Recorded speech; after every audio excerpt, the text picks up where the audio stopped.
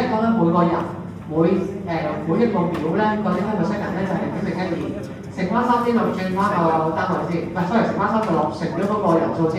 咁呢個咧就係0.432個 data per second，即係36個人咧每個秒咧就會 generate 到0.432啲咁多嘅 CO2 啦。咁跟住將呢一個 CO2 再乘3.6，發現個3.6係轉單位，係由 meter per second 轉 meter cube per hour， 唔係因為佢36咁啱36個人數嘅。咁如果人數係50嘅話，呢個就係50，呢個仍然係3.6嘅，呢個要大家要搞清楚。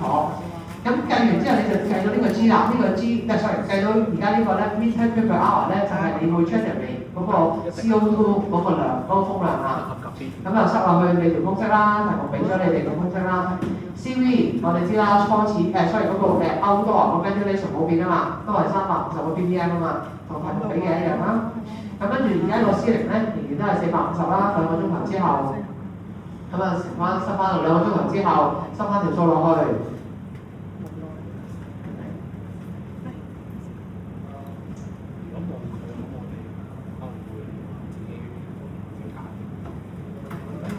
跟住落嚟就係計翻個代入翻啲數字落去嘅，咁個數字咧就會係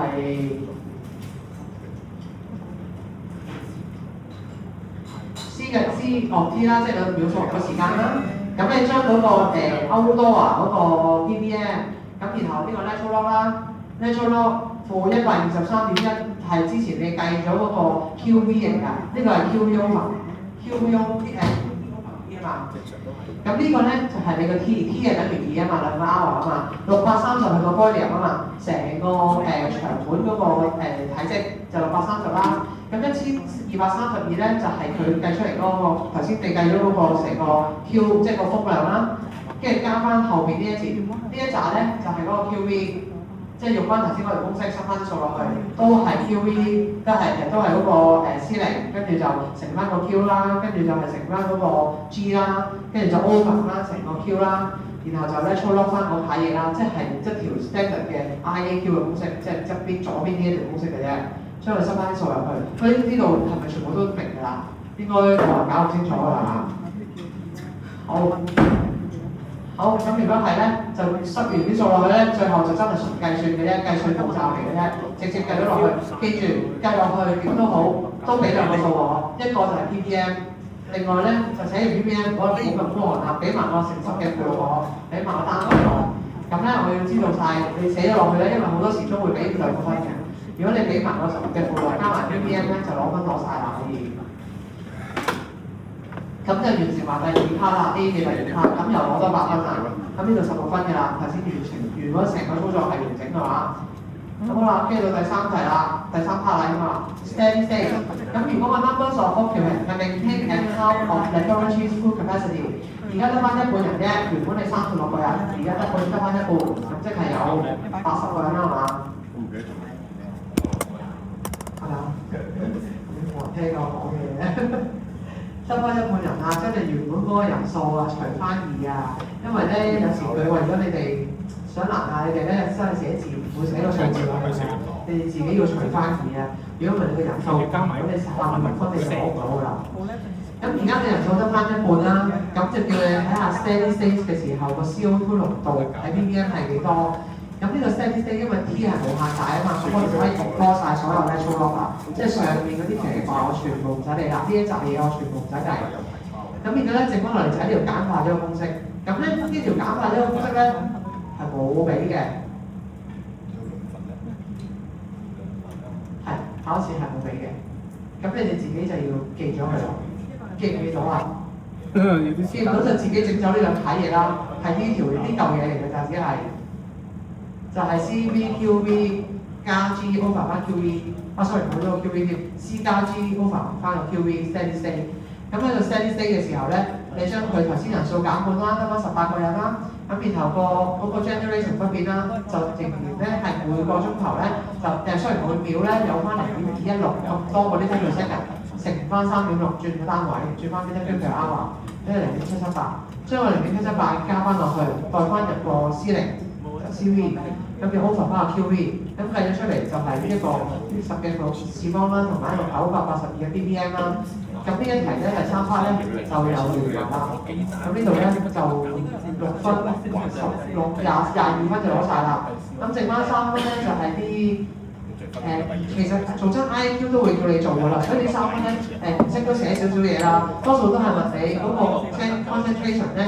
就而家呢個題目咧就係問你佢搣唔搣到個 excellent class 嘅。咁因為咧，如果我哋要搣 excellent class 咧，佢就考下你識唔識啦。excellent class 就係800個 ppm， 咁而家佢度出嚟係大過800 ppm 啊嘛，咁所以佢係搣唔到個 requirement 嘅。咁你要答問題，第一個問題就係你話俾人聽 excellent class 係幾多，咁800 ppm 一定出現。第二個問題就係你搣唔搣到個 requirement，係搣唔到嘅，所以你呢兩個答咗你就有2分。咁你前面啊成個完整句子啊，咁係咪3分攞晒？咁呢啲題咧就25分咧，你就應該係代晒㗎啦。咁呢條係極度專力圖係會咁問㗎啦，即係都係嗰句，唔係刻意特別複雜、特別困難嘅話咧，應該唔會出嗰啲咩停咗個抽氣扇2個鐘啊，即係又話跟住又多咗12個人，又走咗3個人嗰啲咁複雜嘅計算嘅。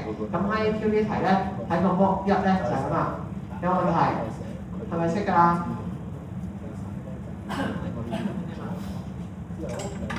我真係好中意你哋啲反應好快。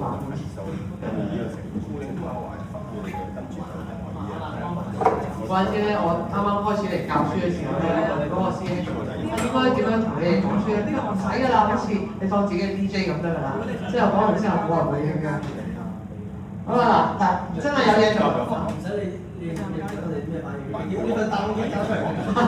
我俾份答案你嘅，你都要識睇先得㗎。跟住個個就喺 WhatsApp 度問：嗰啲3點6點嚟㗎？嗰3係咩嚟㗎？點解會18嘅？仲要我嗰時候冇嘢喺手，我都唔知點答你哋。真係因為你哋我決定唔教啦，係咪先？就呢個係教啲啦。好，嗱，第2題啦。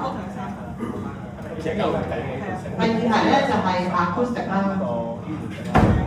咁咧主要就係計嗰個吸音嘅效率啦，即係個 efficiency 啦，嗰個 coefficient acoustic。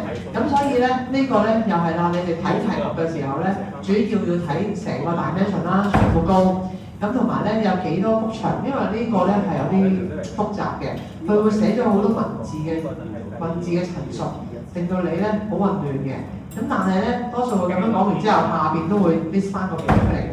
但係如果佢真係冇咧，唔該大家細心都 focus 少少，專注少少去睇下呢啲字，因為第1、第2題咧係最適合大家去攞分嘅。第1、第2題如果你完成到咧，嗰度50分㗎啦，你就已經夠合格㗎啦。你後面嗰4題咧，你真係攞靚 grade 嘅啫。咁你所以呢2題，第1、第2題，唔該大家都專心少少去做，完全冇難度㗎。只要你哋肯去專心就得啦。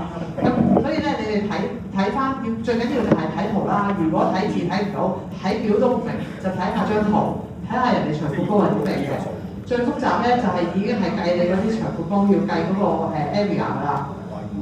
咁因為咧，我做過3份卷嘅，咁呢一份咧就係我用我平時同大家做嘅方法啦 ，tip 嚟俾佢啦，即係用一個 table 嘅形式去畫翻你所有嘅物料，佢要嘅 coefficient 同埋佢個 area， 同埋佢乘埋出嚟嗰個 submission， 即係嗰個subtotal 出嚟，咁咧就睇翻整體嘅，一樣啦，將個天地長窗啊，咁佢擺晒出嚟啊，擺完出嚟之後。